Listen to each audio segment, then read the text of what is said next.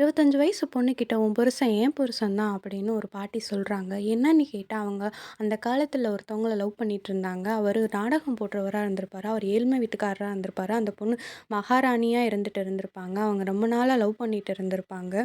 வெளிய சுத்துறது, லெட்டர் எழுதுறது அப்படின்னு ஒவ்வொரு டைமும் லவ் பண்ணிட்டு இருப்பாங்க. அவங்க ஃப்ரெண்டு அத பார்த்துருப்பாங்க. வீட்லயும் தெரிய ஆரம்பிச்சிருக்கும். அவங்க அப்பா கிட்ட கெஞ்சுவாங்க, நான் லவ் பண்றேன்னு. ஆனா, அவர் ஒத்துக்கிற மாட்டாரு. மேல இருந்து தள்ளிவிட்டு கொன்றுவாங்க.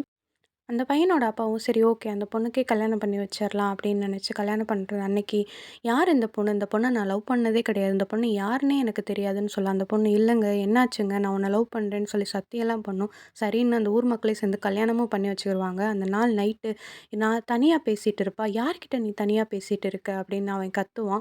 "என்னாச்சு?" அப்படின்னு "இல்லங்க, உங்ககிட்ட தான் நான் பேசிட்டு இருந்தேன். உனக்காக நானு எங்க அப்பாவையும் நான் கொலை பண்ணேன். இந்த ஊர் மக்களையே நான் நம்ப வச்சிருக்கேன். நீ என்ன தான் லவ் பண்ணன்னு. நீ வேற ஒருத்திய லவ் பண்ணன்னு எனக்கு தெரியும். ஆனா உனக்காக நான் லெட்டர் எழுதி, எனக்காக தான் நீ பண்ணன்னு எல்லாத்தையுமே நம்ப வச்சேன். என் ஃப்ரெண்டு மொதற்கொண்டு நான் நம்ப வச்சிருக்கேன். அவள கொலை பண்றதுக்கு நான் ட்ரை பண்ணேன். நீயும் செத்துருவ. என்ன விட்டுட்டு போயிட்டா" அப்படின்னு சொல்லுவான். ஆனா மேல இருந்து குதிச்சு செத்து போயிருவான். அவ தனியா பேசிட்டு இருக்கா. அவங்க மாமனாரும், அவங்க ஃப்ரெண்டும் பார்ப்பாங்க. அதனால அவன் ஃப்ரெண்ட அடிச்சே இது பண்ணிருவா. அதனால மென்டல் ஆஸ்பத்திரியில புடிச்சு போட்டுருவாங்க. ஒரு நாள் அவள் மென்டல்லேருந்து வெளியேறவும் போவா.